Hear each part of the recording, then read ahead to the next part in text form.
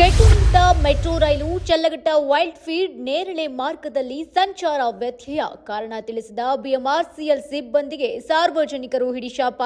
ವಿಳಂಬಕ್ಕಾಗಿ ನಾವು ಕ್ಷಮೆ ಯಾಚಿಸುತ್ತೀವಿ ಎಂದ ಅಧಿಕಾರಿ. ಭೀಕರ ಕೊಲೆಗೆ ಸಾಕ್ಷಿಯಾದ ಉತ್ತರ ಪ್ರದೇಶ. ಕುಟುಂಬದವರು ಪ್ರಿಯಕರನನ್ನ ಹೊಡೆದು ಕೊಂದಿದ್ದಕ್ಕೆ ತನ್ನ ಕತ್ತು ಸೀಳಿಕೊಂಡ ಯುವತಿ. ಗಂಭೀರವಾಗಿ ಗಾಯಗೊಂಡಿದ್ದ ವ್ಯಕ್ತಿ ನೀರು ಕೇಳಿದ್ರೂ ಒಂದು ತೊಟ್ಟು ನೀರು ಕೊಡದೆ ಅಮಾನವೀಯ ವರ್ತನೆ. ನಿಧನರಾದ ಸುದ್ದಿ ತಿಳಿದ ಕೂಡಲೇ ಯುವತಿ ಚಾಕುವಿನಿಂದ ಕತ್ತು ಸೀಳಿಕೊಂಡು ಆತ್ಮಹತ್ಯೆಗೆ ಯತ್ನ. ಕಿಚ್ಚಿನ ಮಾತಿಗೆ 3 ಕಾಸಿನ ಕಿಮ್ಮತ್ತಿಲ್ಲದಂತೆ ಏಕವಚನದಲ್ಲಿ ಜಗಳವಾಡಿದ ಅಶ್ವಿನಿ ಕಾವ್ಯ. ಚರ್ಚೆಯಲ್ಲಿ ನೀನು ಸರಿ ನಾನು ತಪ್ಪು ಎಂದು ವಾದ.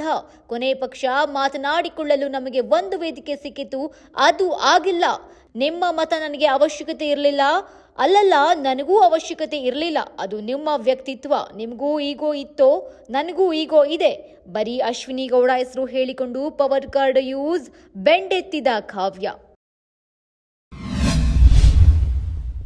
ದರ್ಶನ್ಗೆ ಹರಿದ ಚಾದರ ಜೈಲು. ಅಧಿಕಾರಿಗಳಿಗೆ ನ್ಯಾಯಾಲಯ ಛೀಮಾರಿ. ರೇಣುಕಾಸ್ವಾಮಿ ಕೊಲೆ ಪ್ರಕರಣದಲ್ಲಿ ಸಂಬಂಧಪಟ್ಟಂತೆ ಸೆಷನ್ಸ್ ನ್ಯಾಯಾಲಯದಲ್ಲಿ 3 ಅರ್ಜಿಗಳ ವಿಚಾರಣೆ. ಆರೋಪಿಗೆ ಹರಿದು ಹೋಗಿರುವ ಚಾದರ ನೀಡಿದ್ದಕ್ಕೆ ಜೈಲಾಧಿಕಾರಿಗಳಿಗೆ ನಾಚಿಕೆ ಆಗಬೇಕು. ಹಾಸಿಗೆ ದಿಂಬು ಪಲ್ಲಂಗ ನಾವು ಕೇಳಿಲ್ಲ. ಬೇರೆ ಆರೋಪಿಗಳಿಗೆ ಏನೆಲ್ಲ ಕೊಡ್ತೀರೋ ಅದನ್ನ ದರ್ಶನ್ಗೂ ಕೊಡಿ ಎಂದು ಮನವಿ. ಎಲ್ಲೆಲ್ಲೂ ಮೋಂತಾ ಚಂಡಮಾರುತದ ಅಬ್ಬರ ಜೋರು. ಆಂಧ್ರ ಭಾಗದಲ್ಲಿ ಜೋರು ಮಳೆ, ಗುಡುಗು ಸಹಿತ ಮಳೆಗೆ ತಬ್ಬಿಬ್ಬಾದ ಮಂದಿ. ಚಂಡಮಾರುತದಿಂದ ಸಾಕಷ್ಟು ಹಾನಿ.